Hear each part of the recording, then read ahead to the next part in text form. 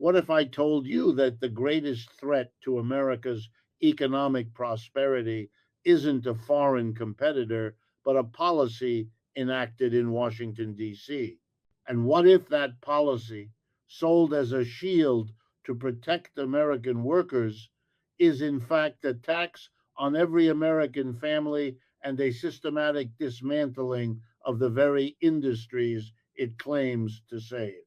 In the complex and deeply interconnected global economy of the 21st century, the notion of trade protectionism has often been relegated to the annals of economic history, a cautionary tale of policies that, while promising to shield domestic industries, ultimately inflict widespread harm.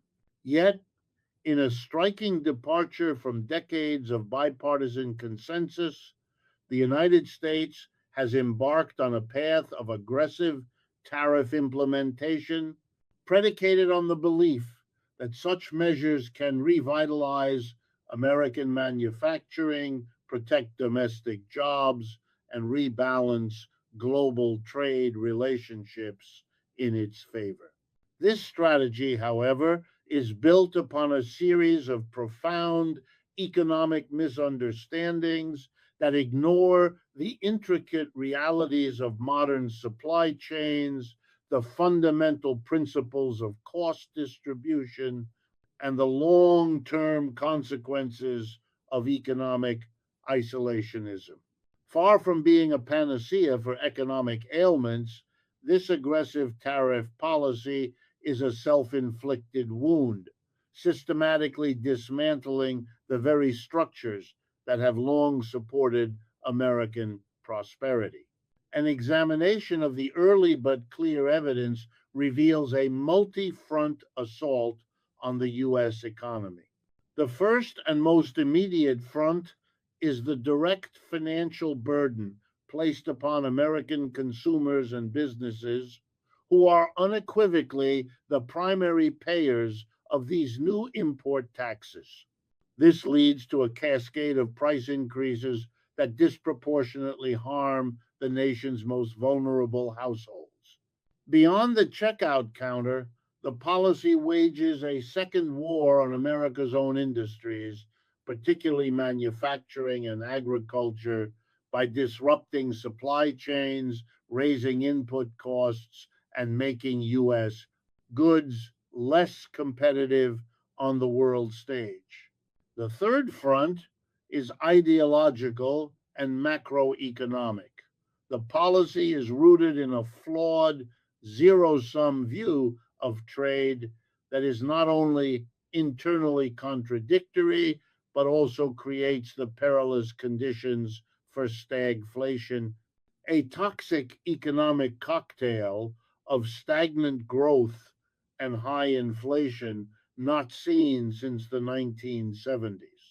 Finally, the long term damage extends beyond domestic borders, eroding the international trust and leadership that have been the bedrock of American economic and geopolitical strength for generations.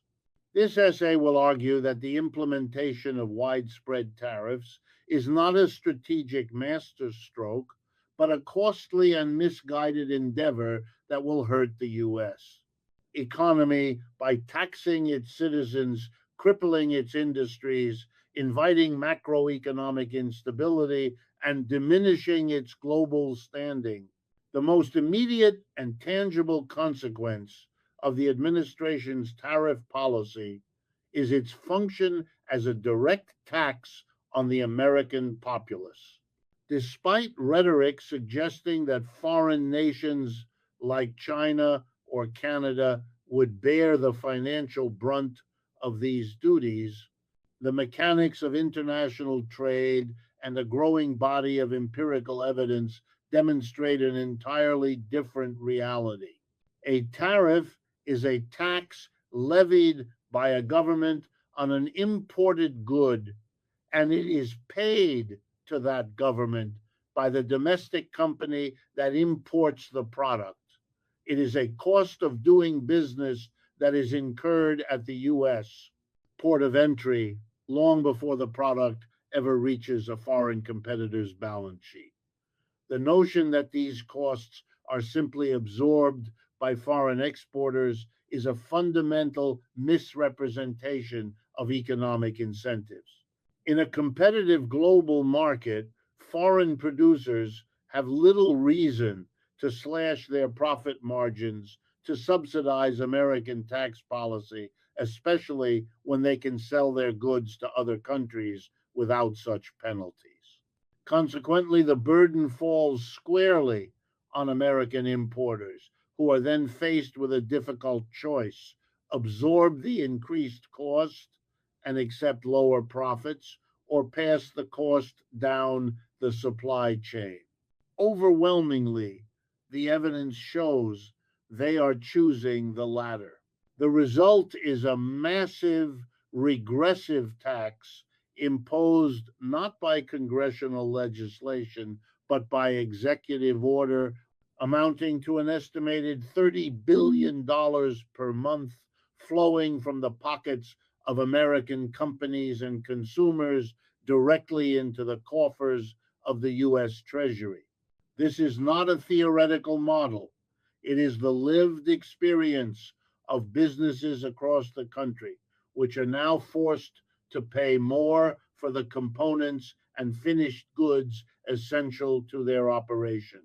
This reality transforms the tariff from a tool of foreign policy into an instrument of domestic fiscal policy, one that taxes consumption and production without the consent of the governed or their representatives in Congress. This direct tax inevitably translates into widespread price increases and significant inflationary pressure across the economy. The added costs incurred by importers do not vanish, they ripple outward, accumulating at each stage of the supply chain until they arrive at the final price tag paid by the consumer. A comprehensive study from Harvard Business School provides stark confirmation of this effect, finding that the implementation of tariffs led to a 4% average increase in the prices of imported goods. This finding alone validates the pass through effect, but the study's second conclusion is perhaps even more telling. The prices of domestic products rose by 2% in tandem. This parallel increase occurs because tariffs act as a shield for domestic producers, reducing the competitive pressure from foreign goods. With their primary competitors now forced to sell at higher prices, domestic companies are free to raise their own prices, capturing a wider profit margin without necessarily increasing their output or efficiency. The American consumer is thus hit from both sides, paying more for imports and more for domestic alternatives. Further research from economists at Yale University corroborates this conclusion, stating definitively that foreign producers are not absorbing much, if any, of the tariff costs. This academic consensus dismantles the core political justification for the policy and exposes it as a direct levy on American consumption. The real world manifestations of these findings are not difficult to find. Corporate giants like Procter and Gamble, the maker of household staples such as Tide detergent, have publicly announced price hikes directly attributable to rising commodity and transport costs exacerbated by tariffs. A detailed analysis of major e-commerce platforms like Amazon reveals the same trend, with robust price increases observed on a wide array of Chinese made products, from everyday clothing to sophisticated electronics. These are not abstract economic shifts, they are tangible increases in the cost of living felt by families every time they purchase necessities. The tariffs, intended to punish foreign competitors, have instead become a punitive measure against the American consumer.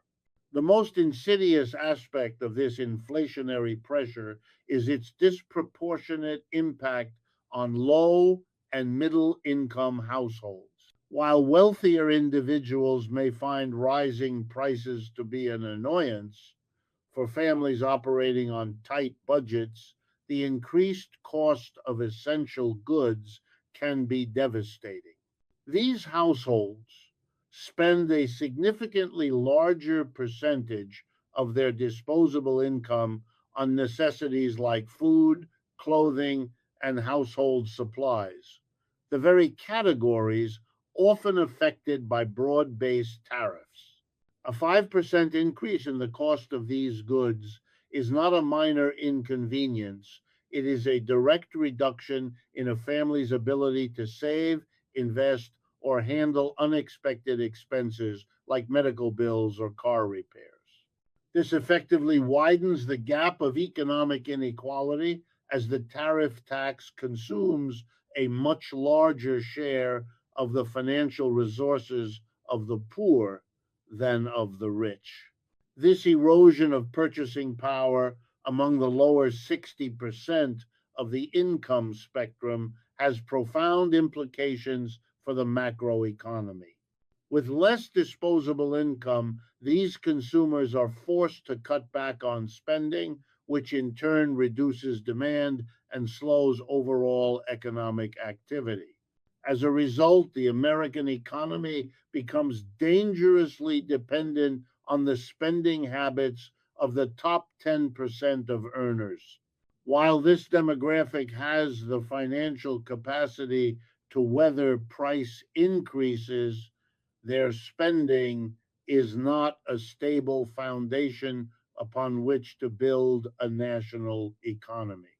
Their consumption is more discretionary and sensitive to shocks in the financial markets, such as a downturn in stock prices or instability in the tech sector. An economy propped up by the wealthiest few is an economy that is inherently more fragile and susceptible to sudden contractions. By weakening the broad base of consumer demand, tariffs create a structural vulnerability that threatens the resilience of the entire economic system. While the immediate pain of tariffs is felt by consumers at the cash register, a more complex and arguably more destructive process unfolds within the engine room of the economy, America's industrial and agricultural sectors. The protectionist logic behind tariffs is predicated on a simplistic, archaic view of manufacturing, envisioning a world where finished goods are made entirely within one country. The modern reality is one of hyper integrated global supply chains, where raw materials and intermediate components cross borders multiple times before being assembled into a final product. The administration's policy tragically misunderstands this fundamental principle captured in the axiom that in today's economy, every product is also an input for another product. By applying tariffs to imported goods like steel, aluminum, lumber, and electronic components, the policy dramatically increases the cost of production for American manufacturers. A company building cars in Michigan, for example, now pays more for the steel that forms the chassis. A construction firm in Arizona pays more for the lumber needed to frame a house. A tech company in California pays more for the microchips that power its devices. These are not foreign costs, they are domestic costs of production, artificially inflated by US policy. The direct consequence is that American made goods become more expensive to produce, which systematically erodes their competitiveness both at home and abroad.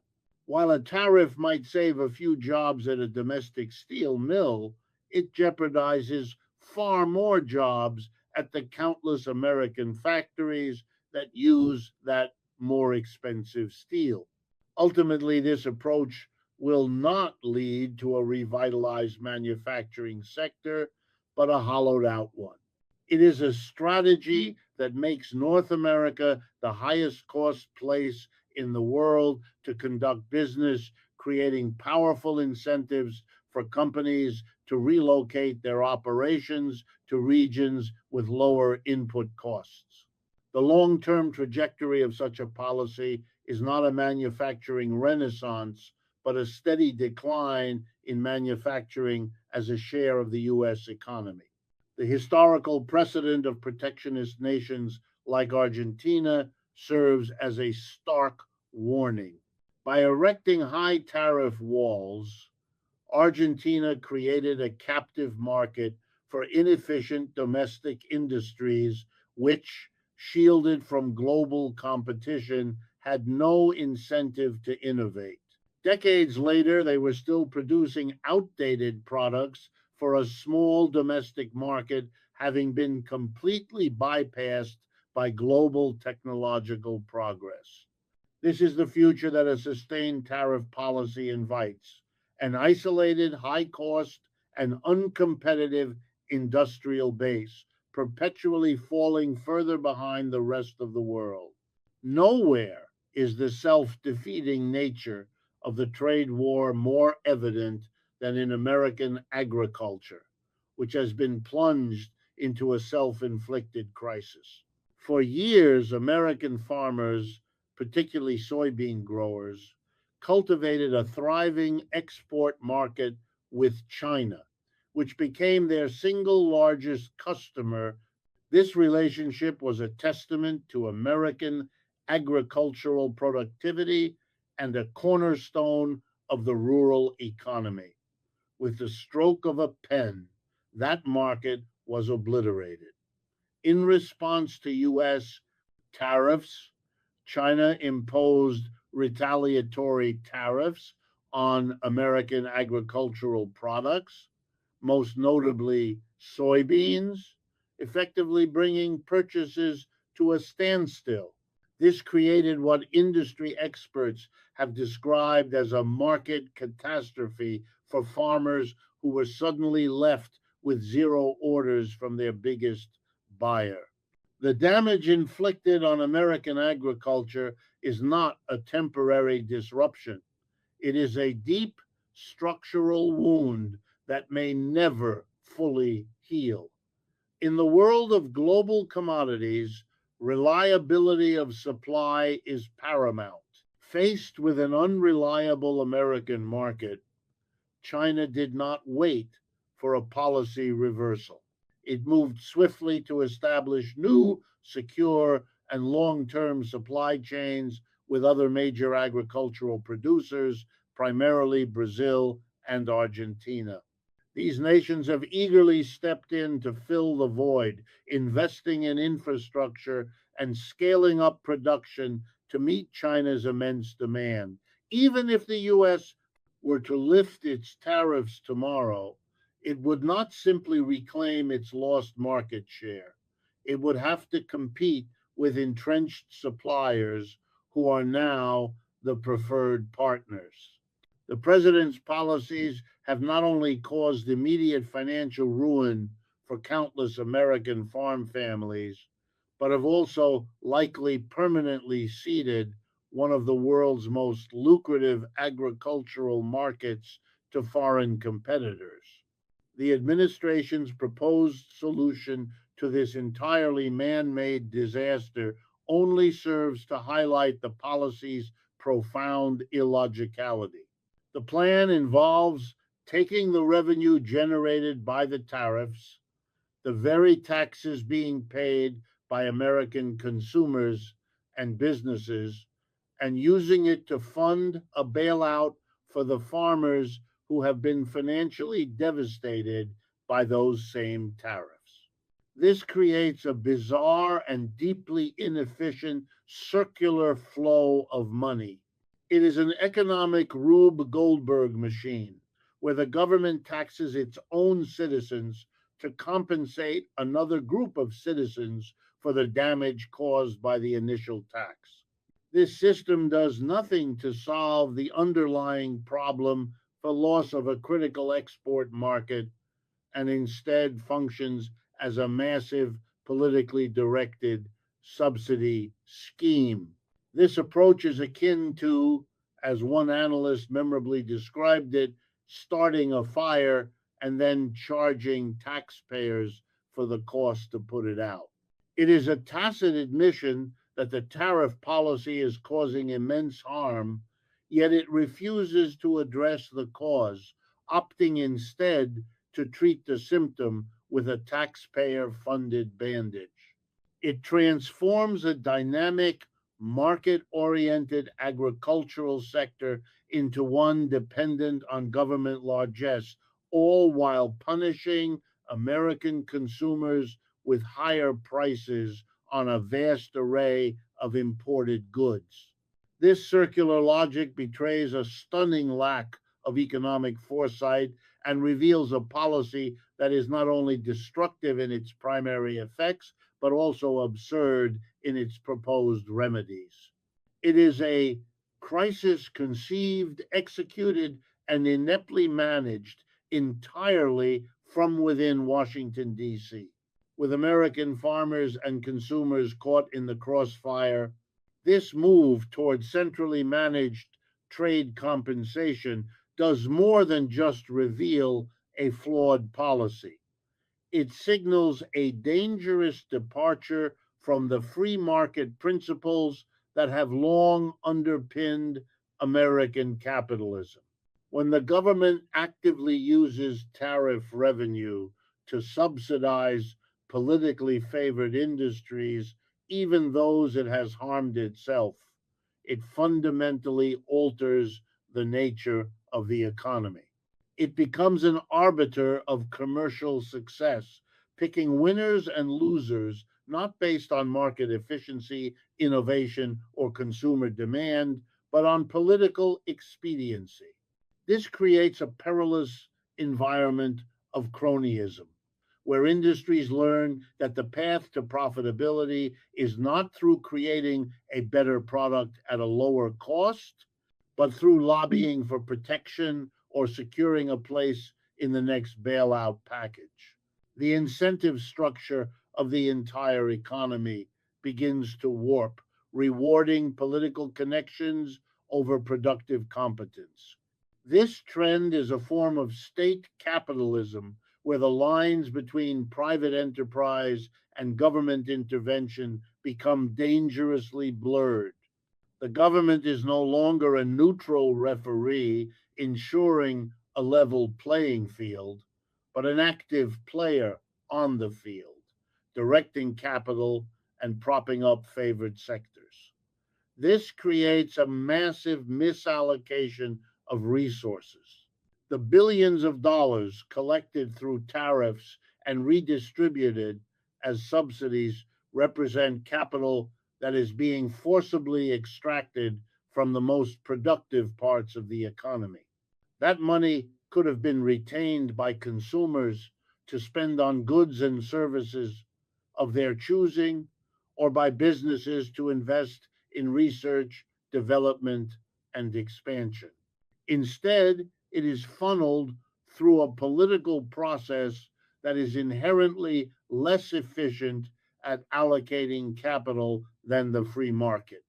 The unseen cost of this policy, as the economist Frederic Bastiat would argue, is the innovation that never happens, the businesses that are never started, and the jobs that are never created because capital was diverted to prop up politically designated beneficiaries.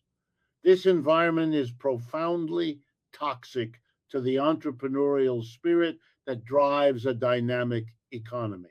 Why would an entrepreneur risk everything to build a new business when they know that an arbitrary change in trade policy could wipe them out overnight, as it did for soybean farmers? Why compete on merit when competitors can secure an advantage through political influence? By replacing the impartial discipline of the market with the arbitrary whims of political intervention, the tariff and bailout strategy does more than just distort prices. It corrodes the very foundations of economic freedom and long term prosperity. At its core, the aggressive use of tariffs is rooted in a fundamentally flawed and anachronistic economic philosophy. It is animated by a predatory zero sum view of international trade, a worldview that posits that for one nation to win, another must lose. This perspective sees commerce not as a collaborative act of mutual benefit, but as a battlefield where wealth is not created but seized. According to this logic, nations get rich by taking things from other nations, and the concept of a transaction where both parties leave the table better off is a naive fiction. This transactional, adversarial approach is antithetical to the principles of comparative advantage that have governed modern economic thought since the 18th century and which have successfully lifted billions of people out of poverty through expanded global trade. This misguided philosophy leads to a set of stated policy goals that are not only economically unsound, but are also glaringly and hopelessly contradictory. The administration has simultaneously claimed that tariffs are designed to achieve three primary objectives. First, to revitalize American manufacturing by protecting it from foreign competition. Second, to generate a massive new stream of revenue for the US government. And third, to protect American jobs.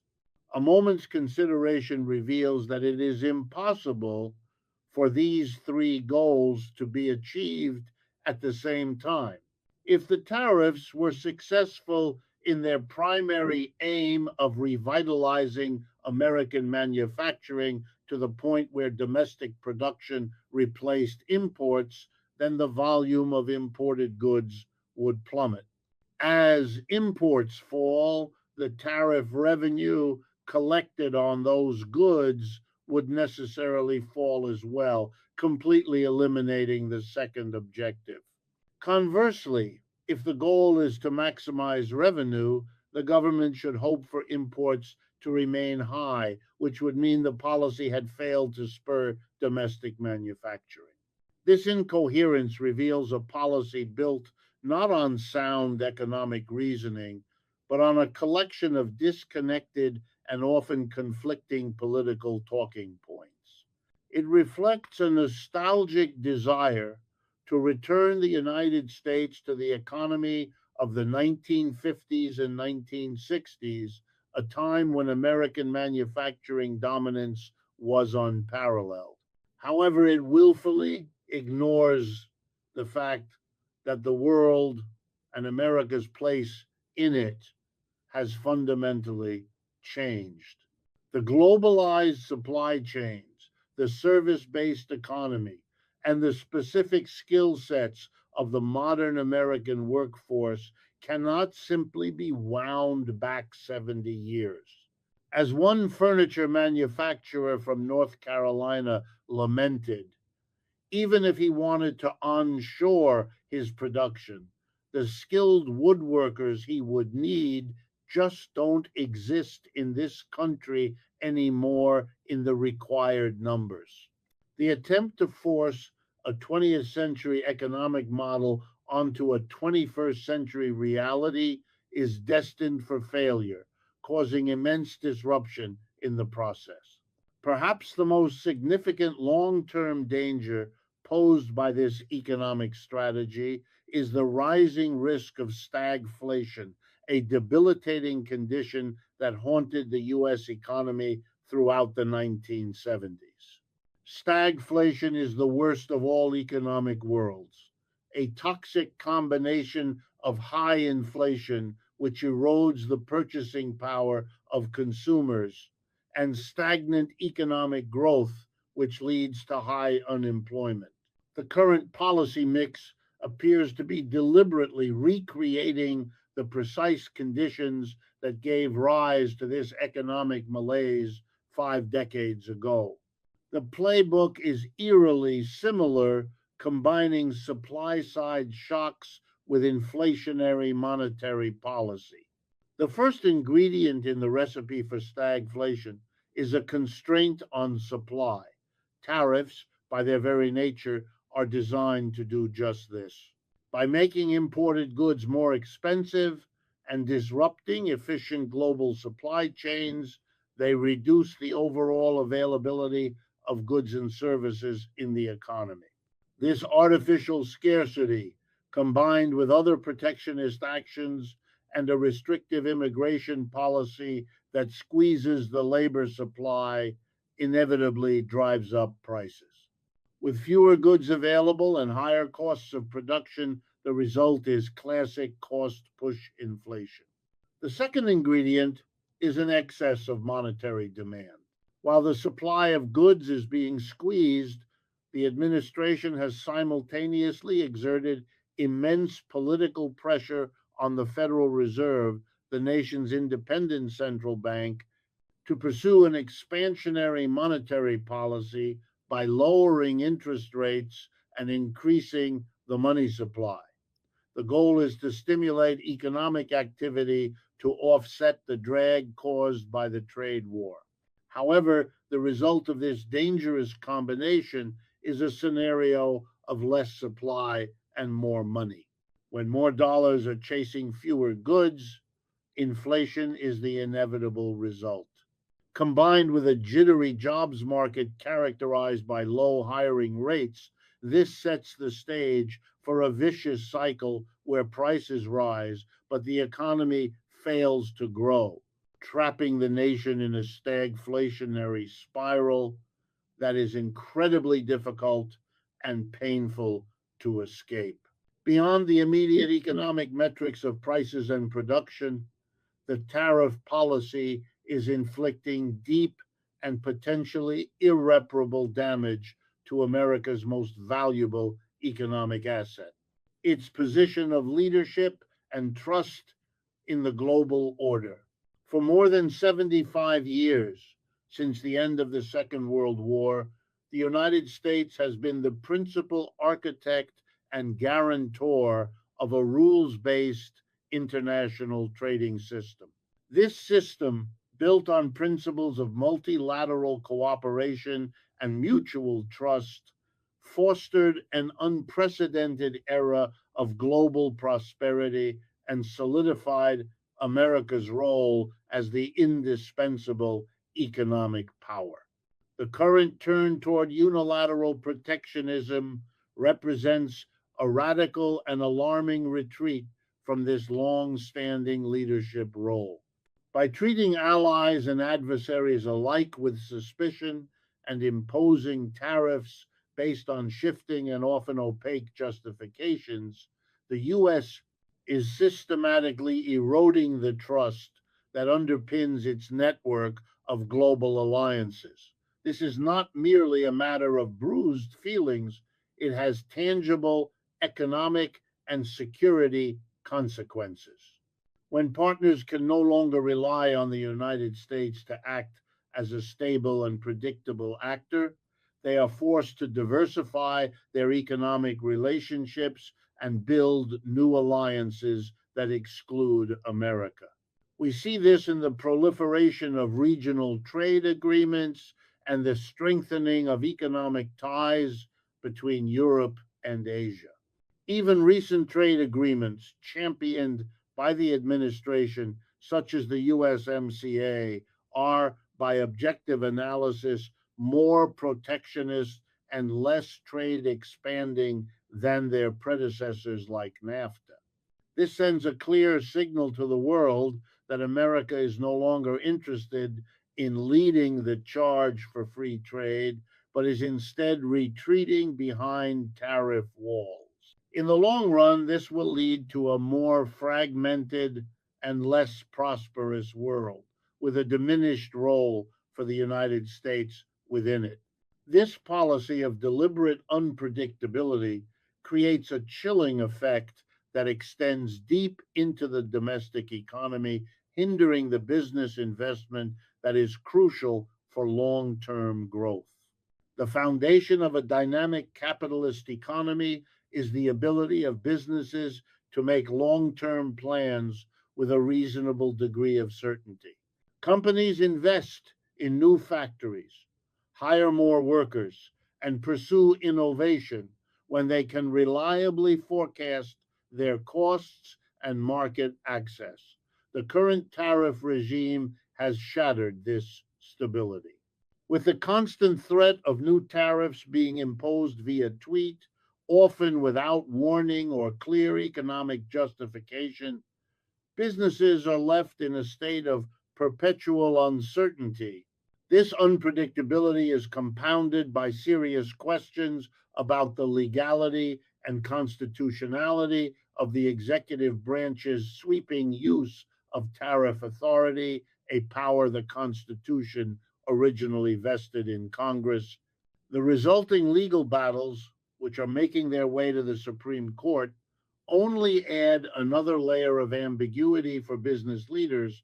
Faced with this environment, the rational response for any company is to pause major capital expenditures, delay hiring, and adopt a defensive posture. This hesitation, multiplied across thousands of businesses, acts as a powerful brake on the entire economy. It stifles innovation and productivity growth, ensuring that the economy performs well below its potential. This damage is insidious and lasting. Even if the tariffs were to be rescinded, the memory of this period of instability will linger, making businesses more cautious and less willing to invest in America's future for years to come.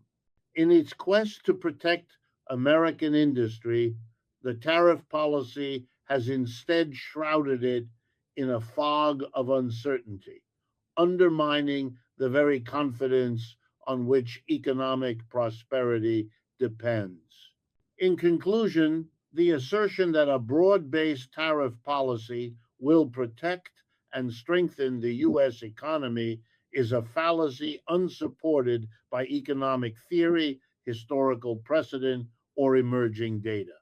The evidence points not to a revival of American greatness, but to a multifaceted and self inflicted economic decline. These tariffs function as a direct and regressive tax on American consumers and businesses, driving up the cost of living and disproportionately burdening working class families. They are a poison to the nation's industrial and agricultural sectors, raising input costs, rendering American products uncompetitive, and permanently ceding critical export markets to global rivals. The economic philosophy underpinning this strategy is a relic of a bygone era, riddled with internal contradictions and blind to the realities of a globally interconnected world, all while creating the textbook conditions for a return to the dreaded stagflation of the 1970s. Ultimately, the damage transcends balance sheets and economic indicators, striking at the very heart of America's long term prosperity and global influence. The policy of unilateral protectionism is an abdication of leadership, eroding the decades of trust the United States has built with its allies and encouraging a world that is more fragmented, more transactional, and less stable. It is, in the final analysis, a sucker's game, an act of economic self harm that systematically makes the United States a higher cost, less productive, and more isolated nation. The costs of this misguided experiment will not be temporary or easily reversed. They will be paid by American workers, families, and industries for many years to come, leaving the economy weaker and the nation's future less certain.